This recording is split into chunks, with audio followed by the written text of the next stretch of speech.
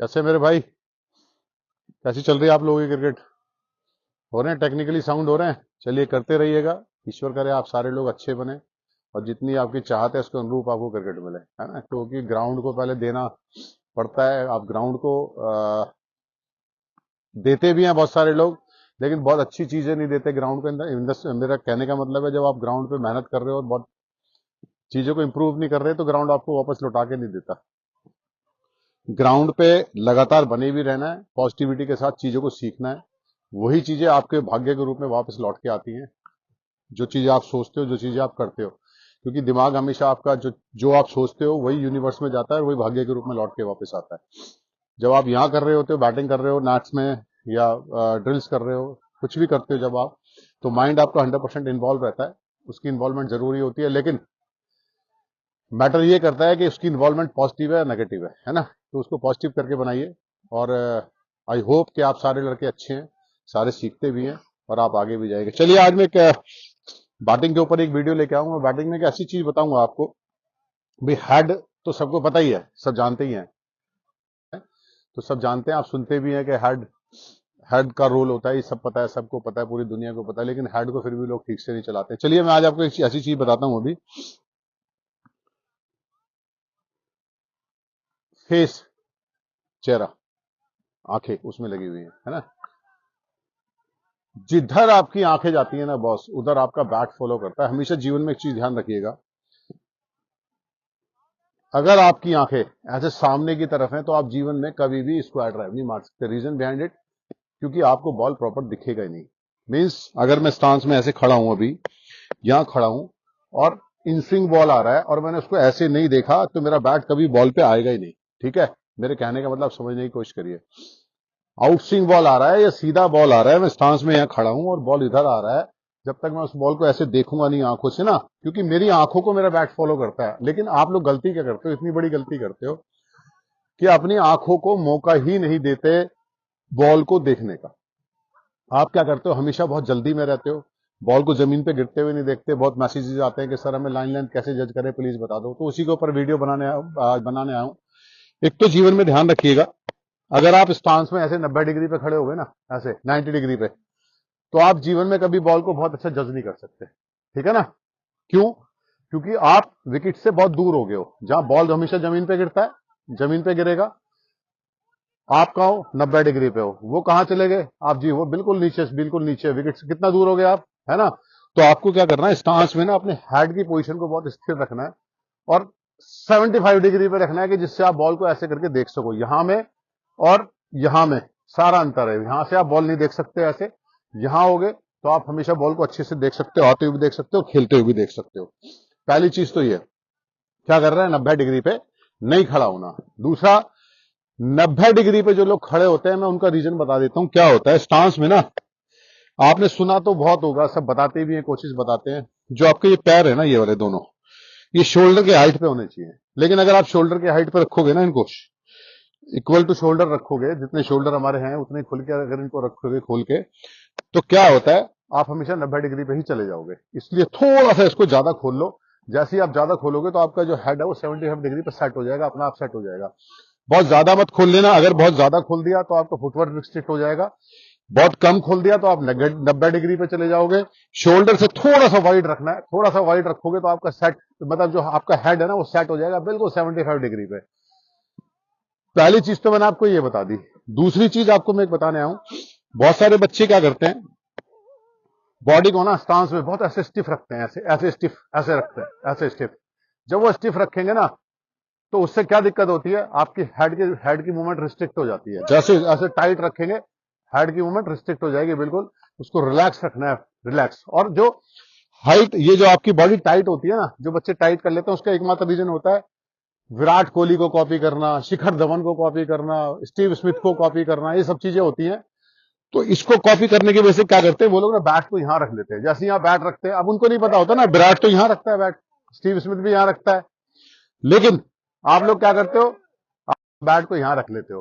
तो जैसी बैट आपके वेस्ट हाइट से ऊपर जाएगा ना, तो हमेशा आप देखिएगा, जैसे करके देखिएगा खड़े होके, जैसे ही अपराइट हो, जैसे ही होगा आपकी बॉडी अपराइट हो जाएगी, आप 90 डिग्री पे चले जाओगे, अपराइट के साथ 90 डिग्री के साथ साथ आपकी बॉडी टाइट हो जाएगी। टाइट होगी तो यह आपको भी पता होता है कि आपकी जो फुटवर्क है वो खत्म हो जाता है। तो body should be relax in stance, है ना। दूसरी चीज, तीसरी चीज मैं बताता हूं आपको हमेशा। अब इन सब चीजों को ठीक करने के बाद आपको करना क्या है, बेसिकली बॉडी को 100% रिलैक्स रखना है। 75 डिग्री पे आपको हेड अपना सेट करना है। मैंने आपको बता दिया कैसे सेट करना है। बहुत वाइड मत रखिएगा, बहुत क्लोज मत रखिएगा, थोड़ा सा शोल्डर से वाइड रखिएगा। तो आप स्टांस में ना जैसे ऐसे खड़े होते हैं, ऐसे यहाँ टैप करते हैं। आप क्या करते हैं, टैप करके ना ऐसे सीधे खड़े हो जाते हैं। टैप टैप करने के बाद आपकी जो बॉडी है ना वो यहीं रहेगी और ये बैट उठेगा। बस टैप करने के बाद आपका बैट उठेगा और बॉडी यहीं रहेगी। तो मेरा जो हेड है वो 75 डिग्री पे सेटल हो गया है। आप बॉल के क्लोज रहोगे हमेशा, आपको मूवमेंट भी दिखाई देगी, आपको स्पिन भी दिखाई देगी।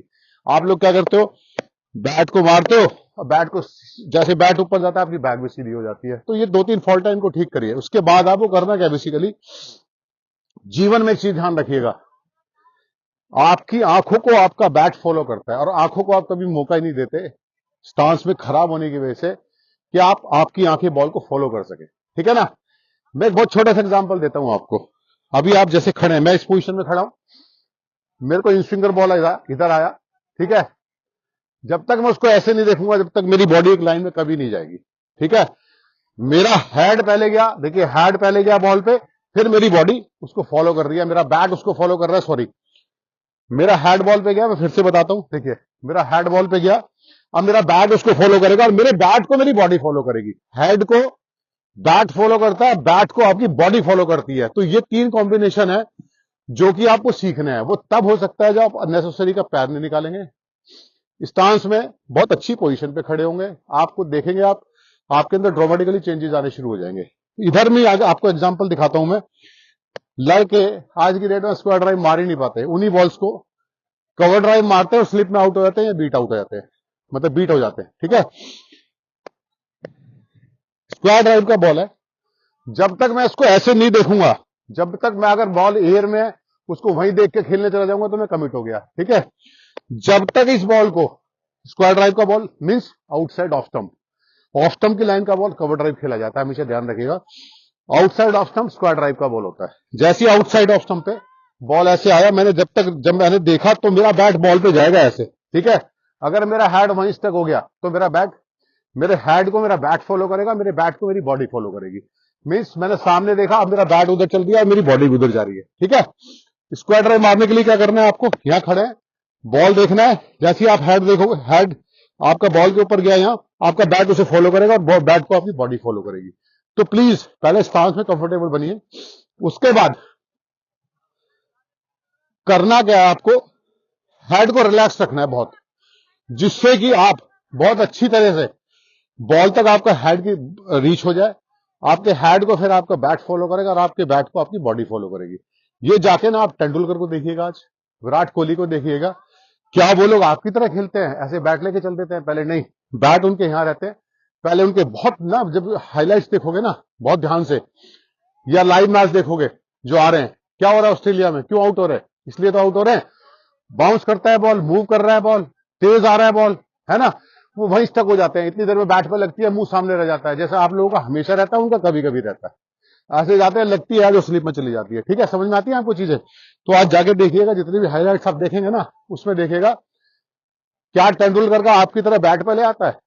नहीं, तेंदुलकर हमेशा वही लोग क्रिकेट को लेट खेल सकते हैं जो बैट को यहां होल्ड करके और ऐसे लास्ट तक बॉल देखते हैं।